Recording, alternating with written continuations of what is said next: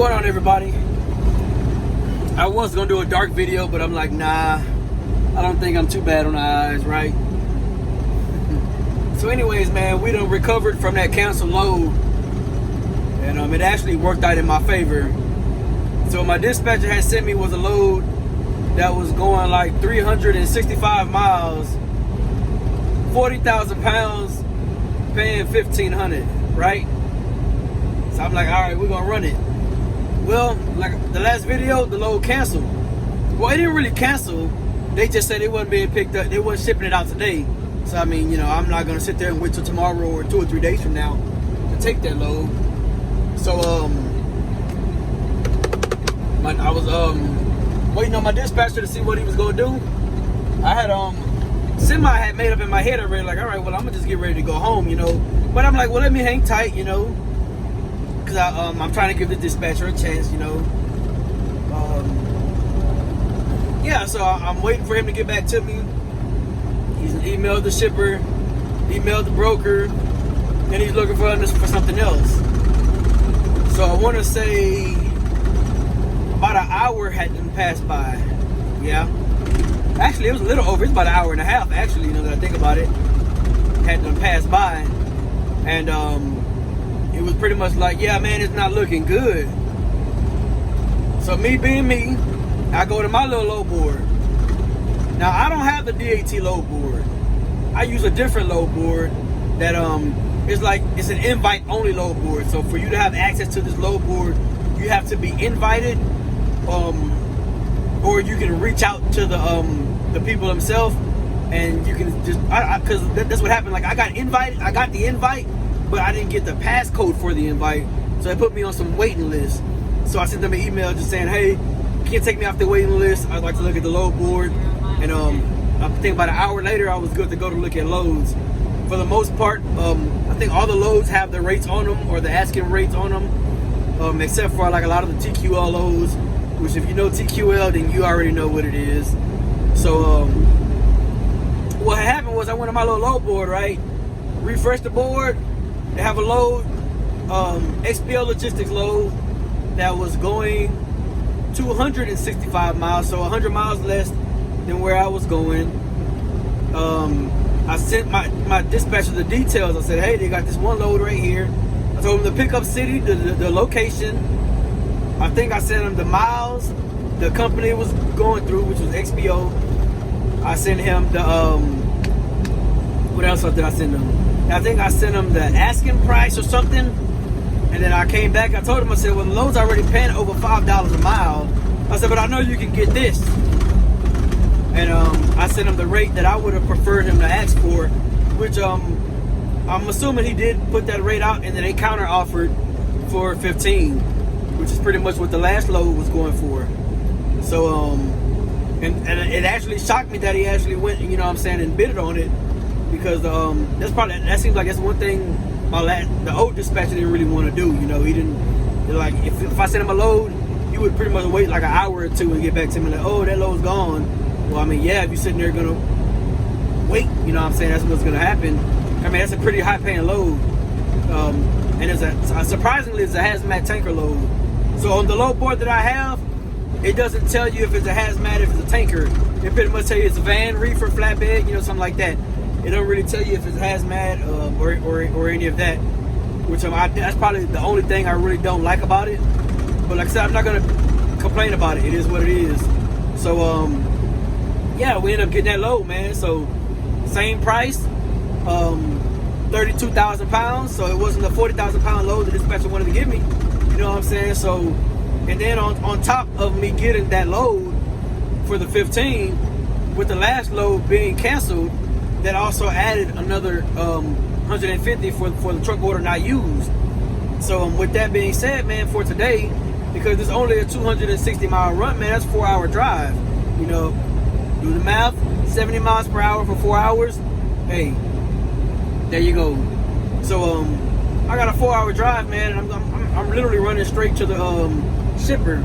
And with today being Monday, tomorrow being the last day of the pay period, I needed a load that I could deliver before the end of the pay period. That's why on Mondays, that's why you get to a load over the weekend for your 34.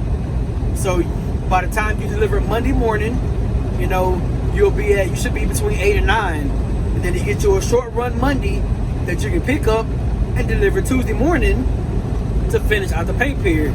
Now, obviously, you don't want to wait around all day for a 300-400 mile run. So, I mean, if it push come to shove and it can't get you nothing, hey, start that next pay period Monday instead of waiting till Tuesday.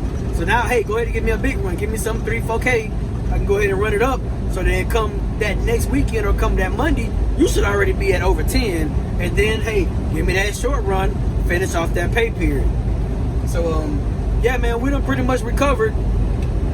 You know, I was actually surprised that the dispatcher actually looked into this load, because when I told him about it, he was like, oh yeah, that load's not on there. What did he say? That load's not on there. It could be an old load, but it looks like what he was doing was he was sorting out the loads, and he was only looking for hazmat loads. And because this load wasn't under a category of hazmat, you know, we didn't know it was hazmat until he called. But like I said, for damn near the same price, you know, as the last hazmat load, I mean, shit, man, you can't beat it, you know. Because, I mean, like, when it comes down to the driver, man, you know what you're going to run, you know. So, I mean, like, if he'd have offered that to me for, like, $1,200, I'd be like, nah, I'm not going to run that. You know, even though that would have been, like, over $4 a mile or close to $4 or $3.80, I'm like, nah, it's a short run, you know.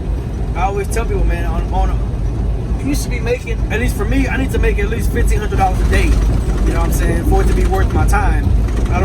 And the only way I would take a load that's like a 300 or 400 mile run that's under $1,500, meaning if you can guarantee me that I can pick up the same day, deliver the same day, and you can guarantee me that the next load I'm picking up the exact same day as well. So that means a drop, delivery, and another pickup in the same day. If you can't guarantee me that, I don't want the load. I'll take my chances just waiting. So, yeah, man. That's what we got going on. I am headed to Port Allen, so right outside of Baton Rouge. And, yeah, we're going to go ahead and get this load delivered. I am about an hour and a half out now. It is 7:45. And, you know, we're just rolling, man. Rolling down I-10. Smooth sailing. I shouldn't have to worry about any issues as far as traffic, at least as far as tonight, that is. Tomorrow, hey, it's going to be a whole nother story. More than likely, I'll probably be picking up a load, if not out of Baton Rouge, I'll probably be picking up a load probably out of New Orleans or something like that. And then, you know, we're going to run it. From what I've seen, this dispatcher likes to run 600 to 700 mile runs. And they typically pay like 25 to 3K. So I'm gonna let him do his thing for the next week. You know what I'm saying? I'm trying to give him a chance. I know most people would say, oh man, if it's not working out, why haven't you left? It's not VL, man. That's the thing you gotta understand. It's not VL, man. It's the dispatchers themselves. You know, if you work for a company and just that it's only you being an asshole towards that person, you can't blame the whole company for it. I mean, you could if you want to. You know, if you work for Schneider and your one driver leader is an asshole to you, you can't be like, oh, Schneider sucks. Because, I mean, it's that one dude, it's that one person that's doing it. So, like I said, man, VL is a good company in my opinion. If you ask me, I still endorse them. I recommend anybody to come here if you can make it work for yourself. You know, a lot of guys, you know, they're oh, man, that's trucking. You got to sit and wait. It shouldn't have to be like that. Because I instantly told him about that load. He had it booked and information to me within 10 minutes, man. So it's just what I'm saying. It's like, you know, I don't know how to put it.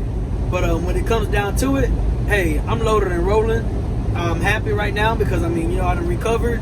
So instead of making $1,500 on this load, I'm getting paid pretty much $1,650 for the day. And hey, I'm cool with it, you know. Now tomorrow, obviously, I don't want another 1,500 mile load unless it's like 200 or 300. I don't want a $1,500 load unless it's like 200 or 300 miles. But you know, hey, I'm gonna let the dispatcher do his thing. I always check my load board, man. So if you're a driver that has my number and you don't have a load board, you want to, you know, you don't want to pay for the DAT load board, text me. If you have my number, I can send you an invite to join that one load board, and you join it instantly, you know, because you get that invite. If not, if you want information on the load board, drop it in the comment section below. I can give you the name of it, you'll have to sign up for it, and then you'll have to send them an email for them to take you off the waiting list. So until then, guys, hey, we rolling. If you got any questions or concerns, drop me in the comment section below. You want to get in contact with me, email me, truckingwithbigdaddy@gmail.com. If you haven't done so already, like the video. If you're not subscribed to the channel, man, what you waiting on? Subscribe to the channel. And hey, I'll catch you guys in the next video.